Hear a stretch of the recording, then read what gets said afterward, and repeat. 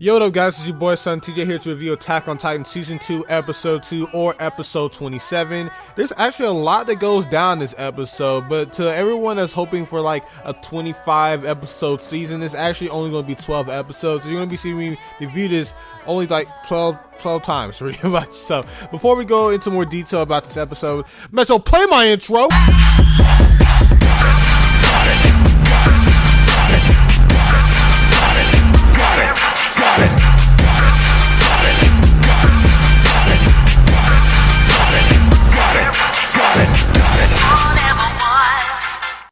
Now, the main person in this episode, the main character in this episode really is Sasha, the potato girl. But this can be separated into three different parts, but Sasha takes up the main chunk of this episode. The beginning part is pretty much the squad of Eren, Mikasa, and Armin trying to figure out what the hell is going on since they've been gone. And Armin figures out that maybe that the walls that they've been trying to protect this entire time are built from Titans. So it's kind of funny how they protect themselves from Titans, trying to survive from Titans by using Titans to defend themselves. Pretty crazy stuff there, but they go to try to help out the rest of the crew that was fighting the Titans, but they bring in that crazy priest, and it's kind of funny because they want the priest to talk, but Hanj figures out that the only way to get him to talk is to see that all the horror that's going on because of him not saying what he knows. But Levi, like a gangster, saying like, look, if he doesn't talk, I'm gonna shoot this motherfucker if he doesn't. But Han says that we tried threatening him in the past and the guy just remained silent. So she only figures the only way to get him to talk is to figure out that humanity needs his help, but she also thinks that he might know something that's more important than humanity as itself. So it's pretty crazy to learn about that. But the main, the big part of this episode is learning about Sasha, or Potato Girl's, whole story, and we see that she's arguing with her father over some food, and her dad is just pretty much telling her that even though we love living this hunting lifestyle, we gotta make sure to protect everyone else, because everyone else is a part of this whole meaning of being humanity, and that we can't just be selfish and scared and not be able to share our horses or help people. And Sasha has to learn that.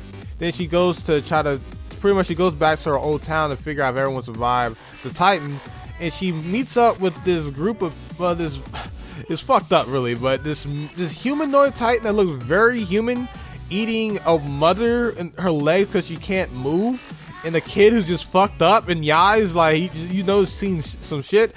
And Sasha goes to her to try to help, but she keeps cutting this Titan down, but nothing's happening. It won't heal. And I really think it is because so far we learned that humans are in Titans, right? Like, all these Titans are humans, and that Titan is way too small to have a human body in there. So I think that's the only reason why it wasn't working, because there's no human body in there. This is a rare Titan that's just too transformed to be one, I guess. I don't know.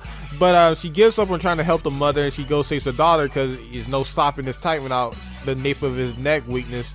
And they're running away, and pretty much Sasha keeps telling the girl that everything's gonna be okay, but the girl admits that everyone knew that her mother's legs was not working, but they left her anyway, so why are you being so nice to me, with this fucked up face in her? Like, her face is just like she's seen some shit. But Sasha keeps saying like, sorry, everything's gonna be okay. She even actually scares her horse away. So Sasha's very nervous and very fidgetive, but she keeps telling her nice stuff. And then she thinks back about the time she was hanging out with Ymir and I don't want to give any spoilers, Krista. And Ymir is pretty much telling her that, like, why are you so afraid to be yourself? And she's being very hardcore to her, saying like, listen, no one's gonna give a fuck at the end of the day how you act, just be yourself. And Krista pretty much says the same thing but in a nice way. And Sasha's kind of making fun of herself, saying like, why am I thinking about this in such a crazy moment where we're being chased by this humanoid type Titan?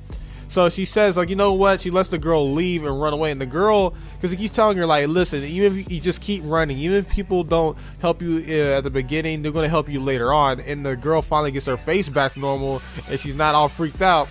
So she uses these arrows to try to blind this humanoid Titan. She misses like the first two. She only has 2 arrows left. So she hits the Titan in the eye with the first strike, but she only has 1 arrow left. So she decides to give it her all and shank it in the eye. But it really looks like that she's about to die because the Titan's about to hug her and pretty much break her back and kill her. But she uses the blood that the Titan was splat out when she stabbed it to escape. And right when she's about to get away, her father and the rest of the people from the town come up where they saved the girl as well. They're saying that the girl was saved by someone. They kind of figured they need to go help the person, and they didn't know it was going to be Sasha. And that's when we figured out the guy, the old man that she was talking to, was her dad. So it was I think it was a really good character development for Sasha, and she became one of the fan favorites that I even think the mangaka didn't know she was going to become one, because hey, she's just a girl that was really funny and kind of cute who ate potatoes and got in trouble for it. But yeah, I think her backstory is really well done, and I think it was good character development for her. Then we follow up with the Krillin looking motherfucker, Connor, or Connie, or whatever the fuck you want to call him. I don't know how to say it, but Connie goes back to his hometown, but he is not that lucky. The people are nowhere to be found, and he meets up where his house was, and there's this Titan who looks like his bones are hanging out and he can't move, and just crashed on top of his house. And that's the end of the episode. And the next preview is just pretty much saying that's going to be all-out war or something like that. That's going to be them just trying to fight off the Titans. Yeah, so the main point of this episode is just to bring it home that Sasha's a fan favorite. She's really into food and hunting. She always feels kind of weird about admitting that and being herself around people, but this episode really shows off her determination, her just giving her a lot of spotlight in this episode, and we're learning a little bit more information about the walls. It seems that maybe our Titans are defending humans from Titans. Yeah, man, I really enjoyed the episode. I think Sasha is not going to be killed off, because if she was going to be killed off, it's going to be in this episode.